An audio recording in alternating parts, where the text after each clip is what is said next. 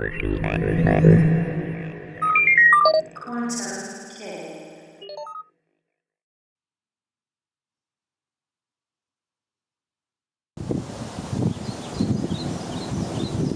Reflections! So I'm doing my video in a new location, same location, still the house, but it's next to the pine tree. I decided to just go out in the yard, ground myself, feel the earth, feel the energy, feel my divine presence. And that would probably make this communication much easier. I find that sometimes I struggle with language and how to communicate certain information. So what I will do is I will ruminate on certain thought streams. They are downloaded or streamed through me, and at that moment in time it's very hard to communicate, but when I meditate on it and ruminate on it and expand, it does come to me in a nicer way. Also, I have had more experience with this, obviously. So many things have changed. So today we're going to be talking about the hologram and projection. Now, I talked about this in my last video cast. However, it needs to be expanded upon because, as you know, you guys are also experiencing the shift. I am experiencing the shift. We are all experiencing the shift to a degree, and it's all based on our level of consciousness and how much information we have and how powerful we are and how we step in our power. Now, being in your power does not mean that you need to be condescending to other people, okay? Being powerful and being in your divine presence means that you are a stream of galactic information and that you connect to everyone on the same God presence in which you connect with yourself, because everybody is a reflection of you. Everybody is a piece of source energy manifested. So when you think of everything as divine and you think of yourself as a power source, then things begin to change, because it's not until you step into your power, okay? You really step into your power, and you do not anymore identify as a victim. You do not identify as somebody that's weak. You identify with all being, with the Godhead. And only then can things change, because it's how you view yourself.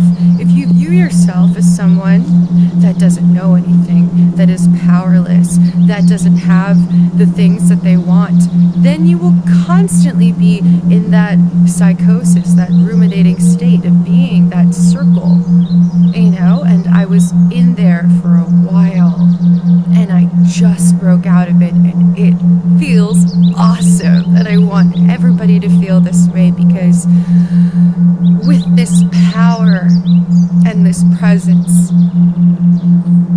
comes so much just peace, you know. I'm at peace with everything. I'm no longer resisting my divinity. I'm no longer falling for the false programs. I am no longer denying my divinity. I am no longer denying the divinity of others. Because when you are in competition, you don't see the God within you and the God within me. So, now that we have that covered, I had a situation the other day, and it seems like my higher self is working with me every single day, and it's really awesome when I am in these lucid states of thought streams with my higher self. It's this thought current that I am constantly ruminating on, and it is how important this work is, like how important it is to the self, for humanity, for each other, which is all the same. same. If you think about it. So I had this whole shift within the past week and a half where I have been changing as a human being. Old patterns have dropped. Remember I told you I had a problem with aggression, with anger? Well, that completely dropped. I mean, I was able to control myself. I was able to think in a rational way. I was able to control. But at the same time, there was an underlying anger and aggression that I really do feel that with dream yoga, which is what I'm doing. And I will also do a video cast on dream yoga very soon. It made me feel like a completely different person. So whenever I see conflict now, I automatically realize, thanks to friends, that this is a test from the Matrix, that this is a reflection of you in resistance. And you can change that really quickly. You can operate the hologram, you can maneuver in such a way if you first control and recognize that everything is a test. Recognize that you can come from a higher power or a higher consciousness or the higher self, or you could come from the lower consciousness, the lower self. That's high entropy and low entropy. Okay? So in every single moment in time, you have the ability to act and represent or project yourself from the higher self or the lower self. And it's up to you what you want to do in every single moment in time and space, with every single interaction, with every single reflection. It is up to you. And that's what I've been realizing. So the other day when I did that video cast with Zulu, I told everybody, hey, I'm doing a video. I need to go upstairs in the kitchen. It's dark, and downstairs I don't really have good light. So I told everything. Oh, the sun, of course, is in my eyes now, but I'm going to keep on doing this. It doesn't matter. So I told everybody, hey, please don't disturb me. I'm doing my video. I'm doing an interview. Everybody was in their room. All of a sudden, I start doing my video. Everybody's busy, doing their own thing. Nobody really wants to pay attention to me. And I start doing this conversation with Zulu. And then all of a sudden, everybody starts gathering around the kitchen. Now, this is everybody in the house on the first floor, which is my partner's mother and obviously the people that I was talking about in my last video, Perfection and Chaos. Now, what I recognized is I judged at that moment in time a vibration. And it was a vibration that was also matched within myself and the projection, which are the people in my hologram. And there was an underlying dense energy in which I was recognizing. And I, at that moment, or you, whoever, it's interchangeable, and that moment in time can be judging that density or vibration in that moment in time, okay? But that doesn't mean that that vibration can't change. It doesn't mean that you have absolutely no control, because this absolutely shocked me. Like here I am thinking, well, whatever, I'm powerless. And then all of a sudden, when everybody was around me, when I was just talking and speaking truth and beauty and love and unity and higher consciousness and morality, these are the traits of a human, of a loving human, of a person that really loves to love, and I was just, that's why I was kind of hamming it up, not for the camera, but reflections around me that needed to hear the truth. So I immediately my first reaction was to get very annoyed that everybody just decided to just come and bother me at that point, I was thinking. But then I realized that I am the only powerhouse in their divine presence. So of course, if you were a powerhouse, like a moth to a flame, or a mosquito to a lamp, they will always gravitate towards you. And this was very, very powerful for me. So this is what I realized. This is why everybody was gravitating and everybody was listening and everyone wanted to know, what I was talking about. And they were all, of course, they were all 10 minutes ago, 20 minutes ago, doing whatever they had to do. And all of a sudden, they dropped everything and they came and they just listened. And that was the first thing that happened. The second thing that had happened was the next day, again, I recognized a very dense energy. And we, as conscious, divine projections of the higher self, do not take shit. Do not take false ego. We don't have to. And that's our job, to be able to communicate in a way that is loving and kind and empowering. So, I had a series of events that happened where, number one, I confronted everyone with that conversation. Number two, I confronted individually and spoke in truth and love. And I didn't put myself above them. I didn't put myself below them, and I didn't put them below me or anything. I looked them in the eye and I said, I am coming from love and divine consciousness, higher consciousness. I am a reflection of you here, giving you this message. Please accept it. And as soon as you talk to somebody in that way, of course, they're going to want to be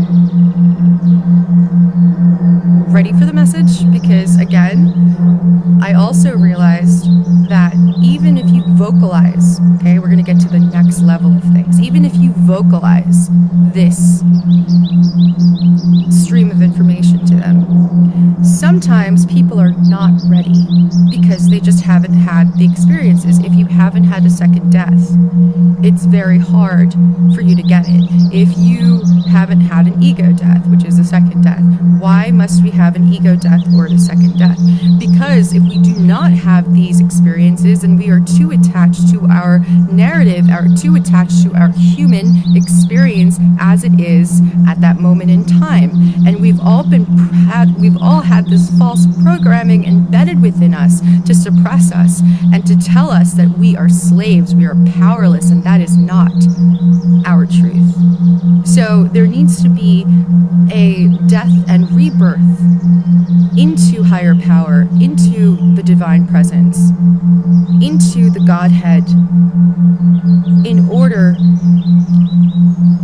to really feel one's power and be present in one's power and to create change. So yeah, that's why I say, some people, they're never going to get it, and that's fine. Feel their suffering. Be compassionate.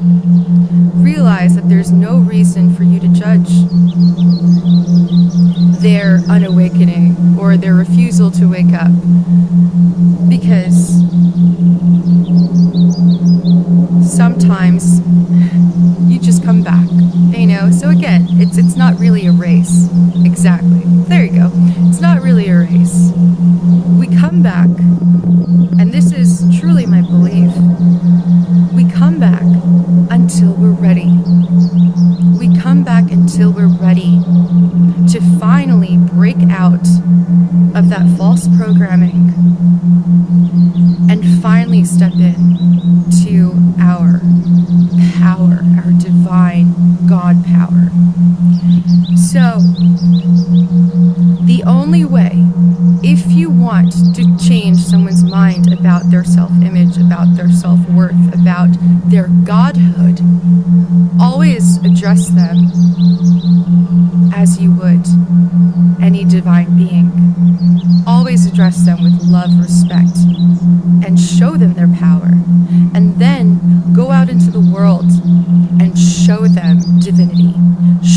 them morality, show them truth, show them beauty, show them art, show them change, show them that they could do anything. And you know what? They're going to want to follow you, because it's a beautiful thing, because it's their birthright. So that's what I've been doing. I've been pushing myself to the max, and I've been showing, because you can't just talk the talk, you know, you have to really dedicate and persevere and show other reflections how powerful we are, and how much we can create, and how much we can change, and how much we can influence for the betterment of humanity, for the collective, for love, you know, and for change, because we feel so powerless, but that is not our truth. That's not our truth at all. And I find that everybody now is getting on the same level, you know. Talked to my mother's partner, expressed truth, instilled power. I don't think anything might change with that, because as soon as I said whatever I said, she said, well, if I act like you, which is the wrong idea, you can't act like anyone, you can't put on an act. This has to come from a space of love. This has to come from a space of, I love you, man. I love you, and that's why I do this for you, because I love you, and I love myself, and that's why I do this for myself. And that's where you have to come from, not, you know, charity because it looks cool, or consciousness because it looks cool, or, you know, being a light worker because it looks cool. No, there is a divine mission here. There's a difference when you're trying to act like someone versus having experience and really wanting to be your best for yourself and for the world and for you and for me and for everyone around you. You know, this is the shift. It's going to start with us, and we're going to be the change. So yeah, that's how I've been thinking about things, and I get very emotional thinking about this, because there's so much good. You know, I see so much change within a very short amount of time, even within the collective, even, you know, where we're going. And then, of course, you know, as soon as I talked to my partner's mother, the guy that I talked about that moved in heard me, and he came back out, and he talked to me for like 5 or 6 hours. He was sharing his story, and we really connected, and I realized, wow, you know, like, he wants to change. He's interested. He had a second death.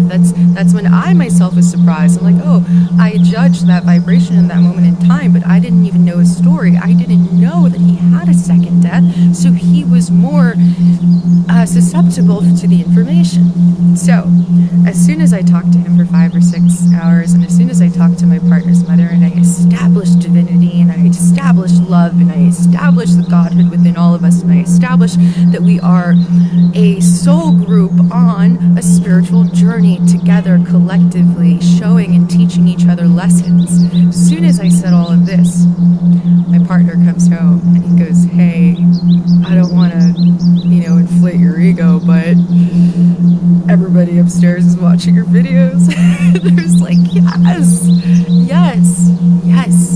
this is what it's about, man. This is what it's about. There are too many programs trying to self-destruct us. There's too many programs trying to divide and conquer us, and we will not allow that to happen, because we are one. Anyway, reflections. I hope you're having an awesome day. Hey, reflections. If you like this video, please like, subscribe, and check out my other videos.